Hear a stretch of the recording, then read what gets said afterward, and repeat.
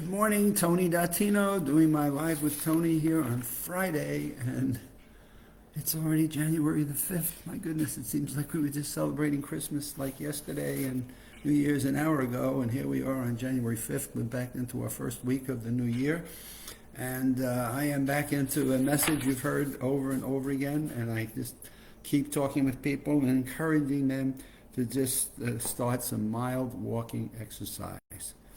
And it just continues to come out of the science as I am going through the January issue of the School of Medicine of Mount Sinai. So we talk about healthy aging, and I talk about healthy aging at any age, the benefits of mild walking. And you don't need to be a power walker, you don't need to be a runner, but the fact is, there's growing evidence that even a 5-10 minute walk helps to reduce the impacts of cognitive impairment or minimize even having cognitive impairment.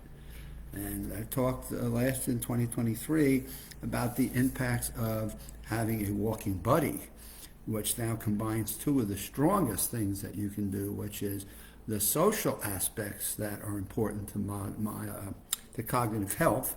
So the social aspects of having someone to talk with and walk with.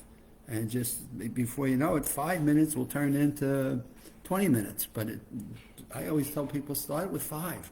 Just take a walk after dinner and go out and take a 5-minute walk. If you can find a neighbor or walk somebody's dog. I mean, God, in our neighborhood, we have lots of dogs. And so there are times when, hey, if somebody even needs a dog walk, I'll take the dog out, and it gives me 5 minutes of walking, and sometimes 10, and dogs are always fun to play with, especially when you bring them back to someone else's home. In any case, that's my personal perspective. But in any case, brain networks do benefit from walking. So there are more and more studies being done, and I'm going to just talk a little bit about this study done by the School of Medicine at Mount Sinai. Walking is a favorite exercise. It's something you can do on your own pace. That's the good news. And it's free. All you just need is a sidewalk, and I didn't even know that you need sneakers, a decent pair of shoes, so as you're walking, you're not creating blisters on your toes and things. Research keeps coming in with the goods that provide exercise has benefits, and no matter what your age is. And so the whole notion of movement, right? We keep talking about the early stages of human history and the fact that we were hunter-gatherers and we were always physically active and gardening and digging, wood hunting, being active. And now we become more passive, computers and laptops and iPhones. It's making us a little bit more lazy.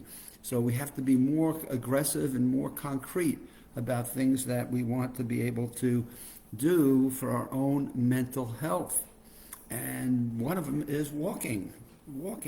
It generates movement, so you're doing multiple senses as you're breathing, so you're burning body movement. You're breathing, and you're looking out about what's about you. And that's where the social aspects, you're not lonely, you're out seeing different things, your brain is absorbing different sights. I mean, the benefits that you get from it, especially if you're walking somewhere where you can look at some, I always say trees, gardens, people's front lawns, where they may have shrubs or flowers. If you're in New York City, city streets are great too, because you go by, I always love to go by city streets and I'll get out of a car sometimes and park on the street and walk 2 blocks on the city street just to see the stores and what they're selling and who's in them. And I mean, it's just getting out and reaping the benefits of a walk that has multiple facets and aspects to it. Oh my goodness, we can keep on going. Before an exercise interventions, participants in this study were asked to read a short story and then repeat it out loud. They underwent fMRIs, which is the way they test to see what changes are taking place in the brain. That's magnetic resonance imaging devices. And they track the changes in the blood flow that go to different areas. Increases in blood flow indicate the part of the brain that's handling the function at the particular time in question. And using it, they were able to measure changes within and between the brain networks that control cognitive function. So now here we're able to do, just think about it, there's some way of looking at your brain and basically seeing at least where the blood is moving, which is obviously important. Blood in our brain is important, and that's where we get our oxygen, that's where we use up the food that we eat, and where the oxygen we breathe goes into our brain and feeds the blood cells, and how those generate the electricity and the firings, the chemistry and the firings of electricity in our brain. But they're able to check all these things. Now, in the program, they supervised people walking on a treadmill for 30 minutes, 4 times a day. And I'm not recommending you start at 30 minutes 4 times a day. I'm happy to have you start at 5 minutes, 2 times a week. And so what they discovered, though, was these people were able to walk on a treadmill, and they're just walking. So we're probably at a pace of about 2.5 to 3.0 on a treadmill. And at the end of it, the researchers were able to give them tests and saw significant improvements in the ability of people to recall. So it was giving them some clinical evidence that by walking and giving them these activities to remember, stories to recall, they were better able to do a much better job. The study is promising, though we would like to see the results in a more larger size, but it's at least a step. And I'm not sure that the doc doing this study or the researcher doesn't realize how many more other studies have been done on this. And therefore, how about if we can get the science community, the neuro groups together, to all start to pull together the benefits that they see. They experienced, in this particular group, a 10% enhancement in cardio respiratory fitness. So now you're beginning to see, God, this has been going on for too many years, the link between cardio, your heart health, and your mental health go very, very close together. The things that your cardiologist, your heart doctor, will tell you are critical elements for your heart and your performance of your blood flow and your cardio health are also important for your brain. Those two are so connected. I think it's rare. I see so many people in gyms today working out for their cardio, and you ask them, so what are you even doing for your brain health? Well, it's always funny because their answer would be, well, I'm doing cardio. That would be a good answer right off the bat. Or I'm doing some of the minor weightlifting. I don't need to be muscle bound, but I can get benefits from weightlifting. But how many people don't even think to make that connection? Then on top of that, there are specific mental exercises you can put yourself through, and that enhances additional cognitive function. And so I think we're on the cusp of where more and more people are worried about their mental health as well as their physical health.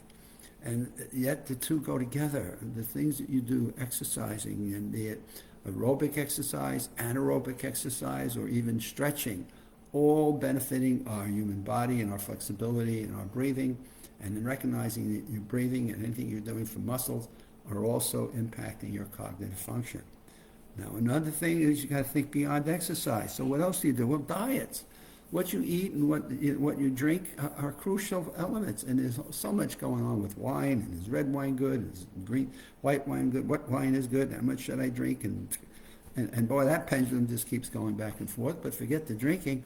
Let's look at the foods we eat and the different nutrients. I did an earlier one on the 5 different key food groups and 2 to avoid.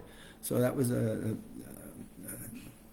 Live with Tony I did last week. And so my point to you is, it's not just let's get out and exercise, but walk, and that's a true benefit, but let's understand the physical connections of our whole body as one system. Your blood flow and and your cells are not just, well, they're all up in here.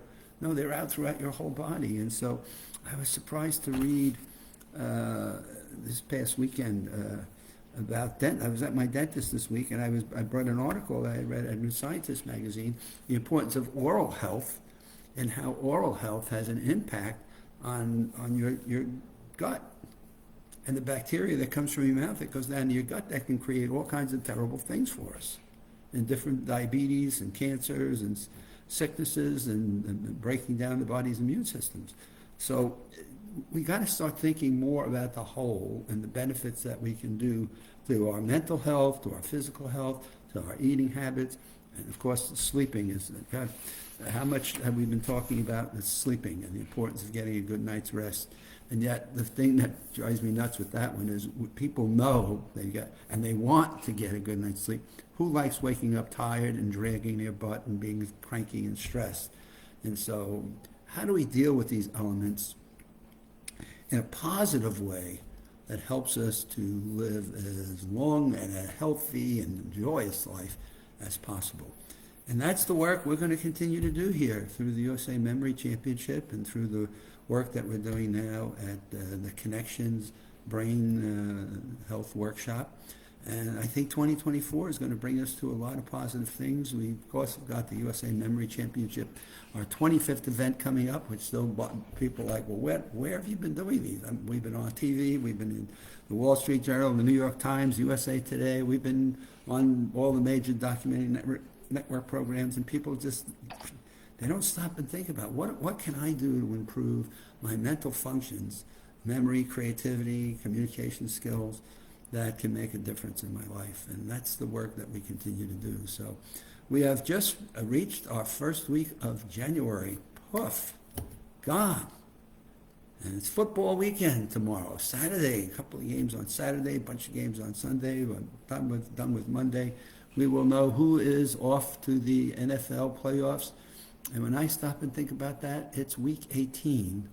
And it just seems like the Giants were kicking off like a week ago, and time continues to fly by us.